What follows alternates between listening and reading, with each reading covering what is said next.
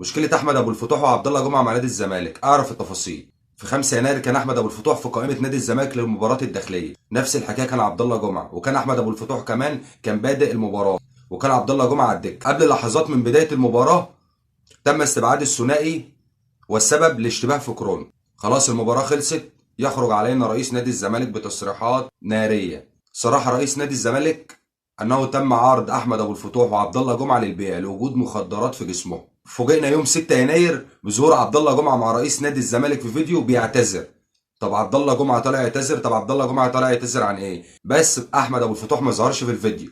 يوم 7 يناير احمد ابو الفتوح غاب عن تدريبات نادي الزمالك وقافل تليفونه.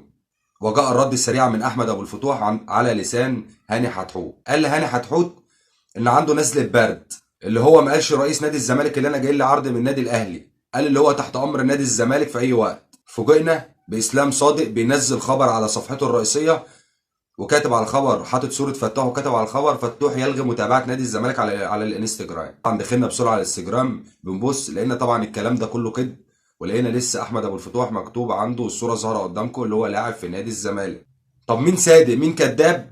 اللي هيفصل في الموضوع ده كله التحليل. رئيس نادي الزمالك قال اللي انتوا بتشربوا مخدرات انتوا الاثنين. طب ايه اللي هيفصل في الكلام ده؟ انت بتقولوا لا ده انا، قال واحد قال انا عندي نزله برد، وواحد قال برضك اصل انا واخد دواء. طب الكلام بقى اللي حصل بالدقه ان احمد ابو الفتوح وعبد الله جمعه اول لما عرفوا اللي فيه تحليل مفاجئ للمخدرات في مباراه الداخليه، راح احمد ابو الفتوح لطبيب النادي الزمالك وقال له اللي انا واخد دواء ما ينفعش العب المباراه، استبعدني.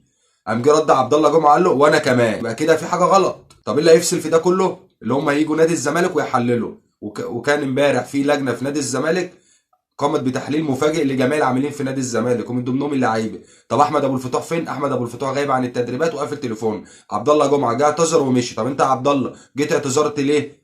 طب ايه سبب اعتذارك؟ واحنا مستنيين من نادي الزمالك زي ما الموضوع بقى جهرا، عايزين برضك نتيجه التحليلات تبقى جهرا.